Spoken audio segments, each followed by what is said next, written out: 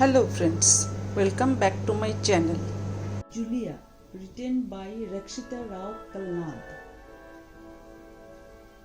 That night in the lonely streets of Buckingham, Julia walked alone back home from her landlord's place.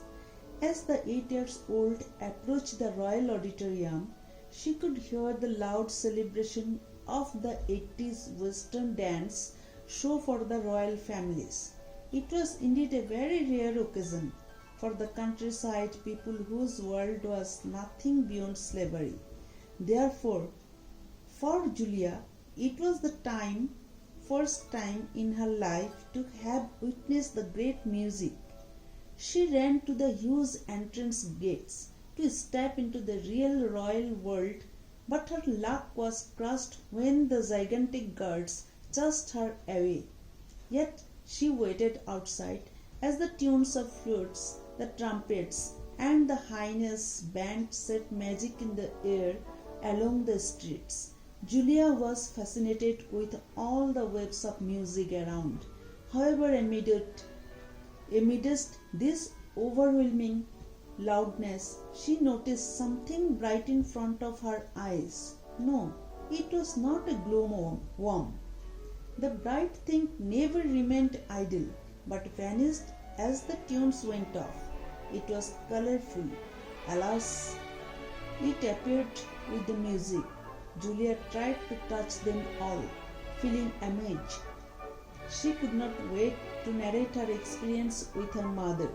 "Mama, you got to hear to what I saw today?" Running to her mother came Julia. "My baby, where have you been so long? It is so dark outside." Julia, "Oh Mama, today as I walked down that witchy street, I could hear the royal celebration. Wow, the royal celebration it was." Shocked by this, her mother exclaimed, "Julia, why did you go there? We are not allowed to go to any royal celebration. The guards could have captivated you." But the poor little soul, unaware of the cruelties of the society, didn't bother about her mother's fear, as she was completely captivated by the mysterious brightness that touched her eyes a while ago. Julia, "Mama, I touched it. It was colorful. It was glowing. It danced with me as the music played." "Mama, Julia, what are you talking about? My child, what did you touch?" Julia, "Mama, it was glowing. It was glowing." Julia fell asleep with a mesmerized eye. That night, never before this happened. "What did the royals do to my daughters?" her mother cried. It was a day later that Julia passed by the same street to see if she could witness that magical bright thing once again. But to her surprise, there was no signs of any glowing thing. But it was something else this time. A royal dinner. Of course, Julia could only see the well-decorated wine and dine tables and not savor the dishes on them. And when the royals enjoying the good food, her mouth began to water, while her nose caught the first smell of the roasted meat. Suddenly she felt a tickle in her stomach. "Oops!" she laughed out loud to herself. As the intensity of the smell increased, she giggled louder and louder, not being able to stop the tickles. Julia, "It tickled me, Mama. The smell of the meat tickled my belly." "Mama, Julia, my child, what is going on with you?" Noticing her daughter conversing about such mystical happenings, Julia's mother now began to worry. A countryside sat on muster, sitting under a huge age-old tree whose branches spread wide like a gigantic cloud. "Wow! In the name of the spirits, tell me who you are. Show me the Satan in you." Julia shivered as he screamed with his animal voice and pulled her towards him. "Come to me, you nasty demon, before the vultures and knights fly to dig deep into your body. Come to me." It was a day ago, after a long observation, that Julia's mother shared with her neighbors for the first time about her daughter's paranormal behavior. And that was it. The news of the little slave girl who was possessed after watching the royal celebration spread faster than a wildfire. She was seen by the Satan through music, touched through smell, spoken through colors, and what not. People isolated her for her unnatural behavior. Poor child.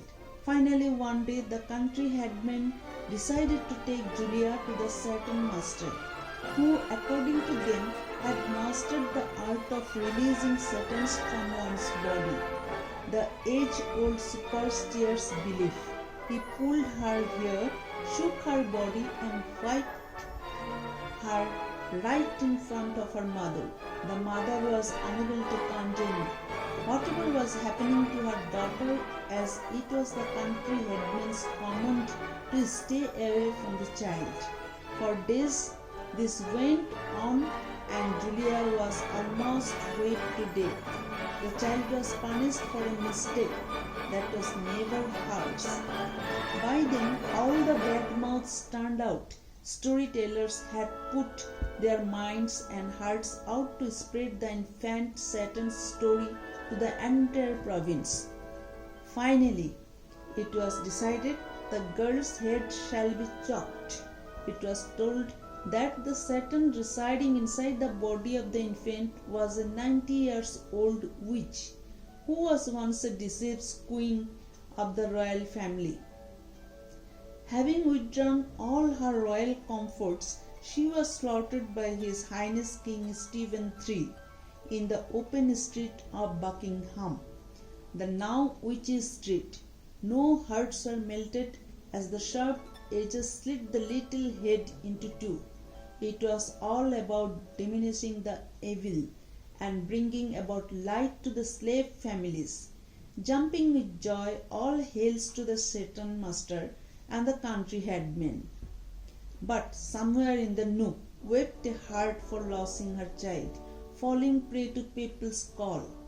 Years passed, the royals' era had completely diminished and modernization had peaked in already. Julia's name was forgotten, yet her story had still existed inside the old minds. Story of the girl who was touched by the Satan through music, smell and colors was still being passed on to the new generation. And this is when questions were raised. What had happened to Julia? Was it something associated with her mental state, or truly mystical like how it is being narrated? Is there a reason behind her behavior? To all the questions that emerged, science indeed had an answer. Yes, synesthesia. It was a psychological phenomenon in an individual where stimulation of one sensory organ resulted in automatic involuntary sensation in the second sensory organ. Synesthetes eyes may see different shapes, colors and lights, while his ears listen to various sounds. He may also feel a touch while sensing a strong smell. Similarly, numbers, words and letters might have their own colors, structures and shapes in the eyes of a synesthete. Unfortunately, Julia was also one such synesthete who had possessed this unique mental ability, but mistaken to being possessed by a Satan. Thank you. Thank you. Be safe, be healthy.